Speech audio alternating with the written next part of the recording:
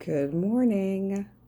It is Wednesday, Wisdom Day, and I am talking about Epicetus today.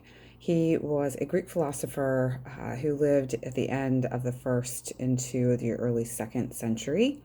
And he was born a slave.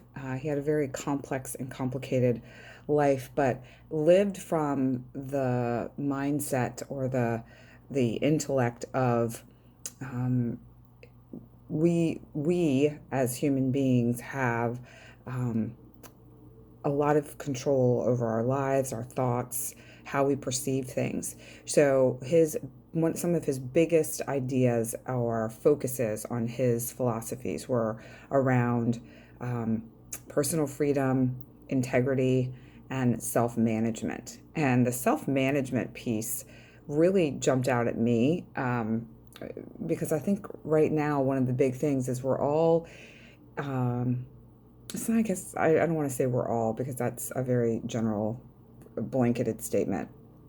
There are many of us who are definitely feeling like we're having some trouble managing our time, managing our affairs, managing things happening in our life because of the state of the world at the moment. Things are very fluxy, things are very chaotic.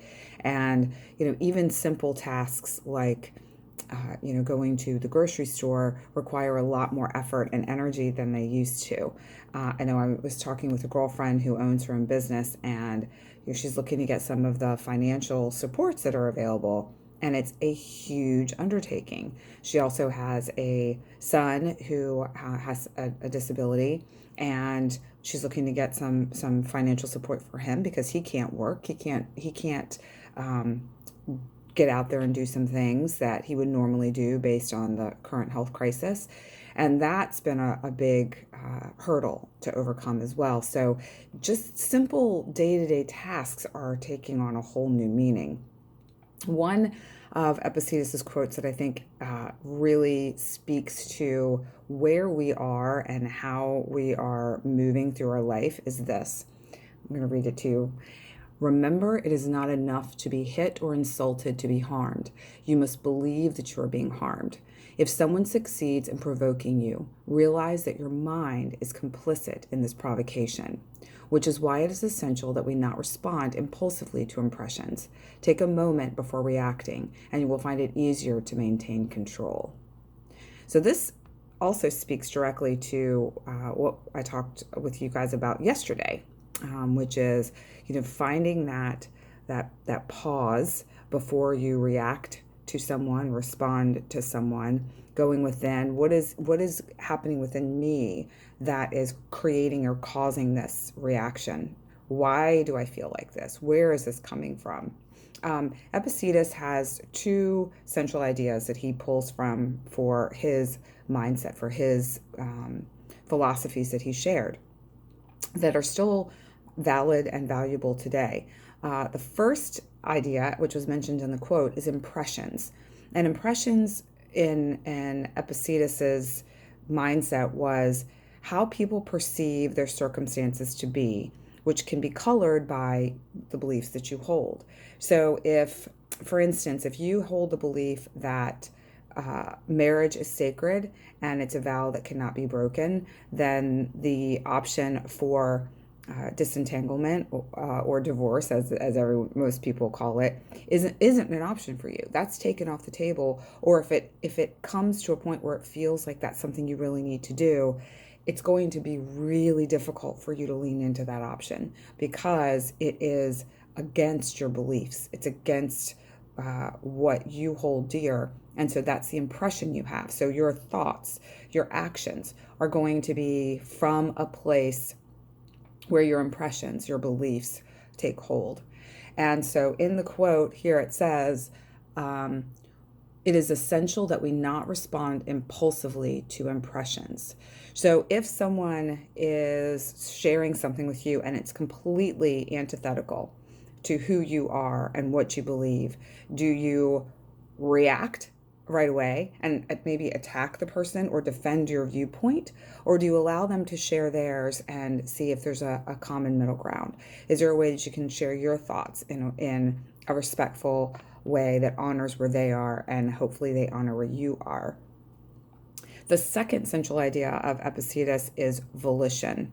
And volition in Epicetus's philosophy is the capacity for choice, which makes us accountable for our actions and our states of being. And it's based on our impressions held. So, volition is the power that we have to make choices for ourselves, choices for those around us potentially that will not for them, but that will affect them.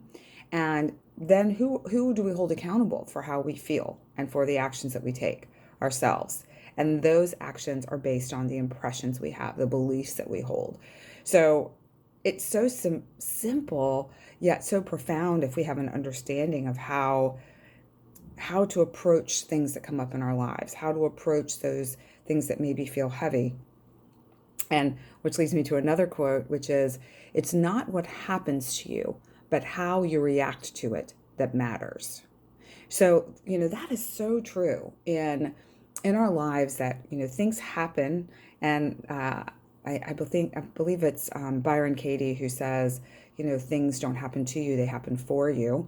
And so when things happen in your life, what do you do? How do you take them in and then respond from there?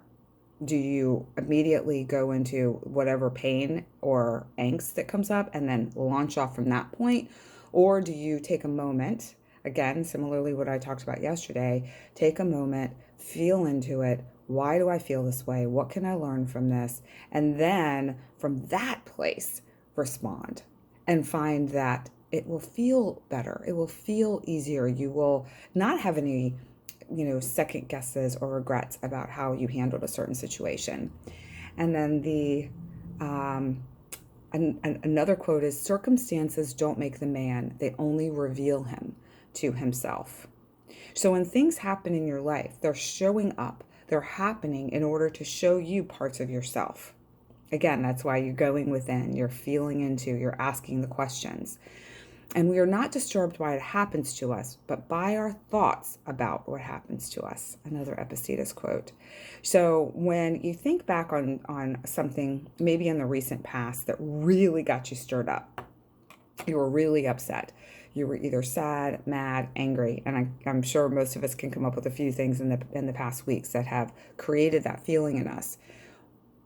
What about those situations? What thoughts came up? And then from those thoughts, what feelings arose? And then from those feelings, what other thoughts came up? And then what other feelings came up? Because it's a layer upon layer upon layer circumstance, life. Nothing in life really is linear as much as we think it is. There's all of these different facets and pieces, and all of the pieces can oftentimes layer on top of one another. And when they layer on top of one another, you can either learn more and have a deeper understanding, or you're covering up where the deeper understanding lies. Does that make sense?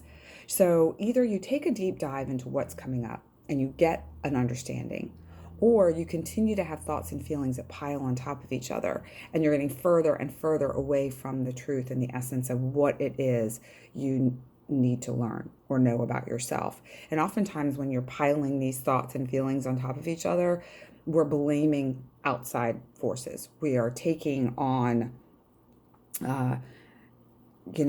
we're not looking within, we're looking outside of ourselves, and we're looking to other people to either blame or to fix how we feel and what's going on within us. And it is not anyone else's job other than our own to work on our own stuff, to take that step within, to look at the dark corners and crevices. And I just think Epicetus he was just so brilliant in his approach and how he expresses himself. So I hope this feels like good to you. Remember, we learn from one another. I will see you tomorrow. Bye for now.